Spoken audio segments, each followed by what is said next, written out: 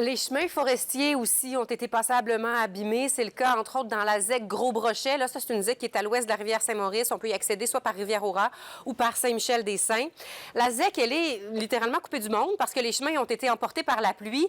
Gilles Tremblay est le directeur général de la ZEC. Bonsoir, Monsieur Tremblay. Bonsoir. Donc, visiblement, le coup d'eau vous a particulièrement touché. Quel est l'état de situation à l'heure actuelle à la ZEC?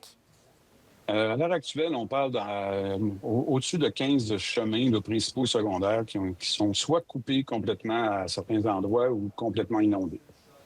Donc, quel impact ça a? Ça a eu un bon impact là, dans les 2 premiers jours, je vous dirais. Là, ça s'est arrivé lundi. Beaucoup de gens, ben pas beaucoup, mais certains gens qui étaient coincés là, ne pouvant pas sortir. À l'heure où on se parle, là, il y en reste encore quelques-uns, là, mais ils devraient être capables de sortir là, pendant au courant de la prochaine journée. Est-ce que vous êtes en communication avec ces personnes-là? Est-ce qu'on s'assure que tout se passe bien pour ces gens qui sont isolés en ce moment? Oui, effectivement. Ben, ils ont réussi à nous rejoindre. C'est qu'on a, il y a moyen de communiquer. Là, aujourd'hui, avec l'Internet satellite, c'est plus facile. Tout est correct, tout est sous contrôle. Ils sont pas mal pris. Là. Et si jamais c'était le cas, on aurait quand même moyen d'aller les rejoindre, là, soit par VTT ou par la voie des eaux aussi. Je pense que c'est arrivé ce matin, d'ailleurs. Oui, ce matin, on avait un monsieur là, sur un lac qui ne pouvait quitter, puis il y a des bénévoles qui sont allés chercher avec une chaloupe à son chalet pour le ramener de l'autre côté là, du chemin coupé, là, puis après ça, s'occuper de sa sortie du bois. Ça arrive, là, des coups d'eau. On en parle, des pluies intenses qui emportent certains chemins. Dites-nous à quel point ce qui se passe en ce moment a été exceptionnel, hors du commun.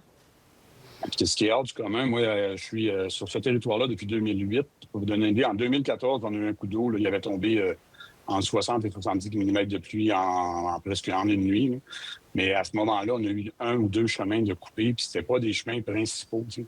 La route 1, par exemple, ou la 25, ou le chemin de Saint-Michel-des-Saints n'avait pas coupé. Dans ce cas-là, c'est vraiment les accès principaux du territoire qui ont coupé. Puis en plus de ces accès-là, on parle d'une dizaine de chemins là, qui ont coupé un peu partout. Sans compter, on a un pont, le pont du Dépôt-Gagnon, qui est au centre du territoire. Puis présentement, il y a 2 à 3 pieds d'eau par-dessus le pont. Donc là, ça, on n'avait c'est du jamais vu. On ignore donc l'état de cette infrastructure là, quand l'eau va se retirer. Ben, c'est ça. Dès que l'eau se retire, là, c'est là qu'on va pouvoir aller analyser. Encore ce matin, nos équipes, on a essayé de se rendre, puis on a retourné. Là, on était rendu avec de l'eau à taille. Là, ça n'avait pas de bon sens. Quelle est la suite des choses pour vous? Comment vous voyez les prochains jours, prochaines semaines? Quel message vous avez à dire aux gens qui ont des chalets dans votre ZEC? Ben, l'exemple des chalets, on utilise beaucoup les médias sociaux pour communiquer avec nos utilisateurs. Là, on leur demande de rester chez eux au moins pour encore un week-end. Là. D'après nous, dès que l'eau va se retirer, là, ça va retomber plus normal, si je peux dire, entre guillemets. On va réussir à rétablir. Bon, déjà là, on a les forestières qui sont en train de travailler très fort sur l'autoroute 1. Sur le chemin de Saint-Michel-des-Saints devrait ouvrir bientôt aussi. Et puis, donc, les accès principaux vont être disponibles. Nous, on va réussir avec nos équipes là, à ouvrir nos chemins secondaires, mais c'est clair qu'on ne pourra jamais tout réouvrir. D'abord, on n'a pas les effectifs nécessaires. On n'a pas non plus le financement nécessaire présentement pour faire face à une telle catastrophe, je dirais. Là. Est-ce que vous attendez de l'aide? On a cité les différents paliers du gouvernement. On a parlé, on a écrit à la députée de La Violette, on a écrit au MRC, on attend des nouvelles.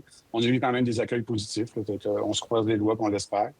Puis là, on parle de la Gros-Brochet, mais en Mauricie, on est quand même 11 ZEC. Puis j'ai parlé justement avec le directeur régional cet après-midi. Il y a plusieurs autres ZEC aussi là, qui sont aux prises avec le même genre de problème que nous. Oui, parce que l'eau, vraiment, elle a tombé dans toute la région, puis on voit là, cette affluence, ces rivières qui sont gorgées d'eau puis qui ont causé beaucoup de dommages. Oui, Monsieur Tremblay, merci beaucoup. On vous laisse aller parce qu'on imagine que les journées doivent être longues ces jours-ci pour régler tous ces problèmes-là. Merci d'avoir été avec nous pour faire le point. Ça fait plaisir. Merci beaucoup. Au revoir.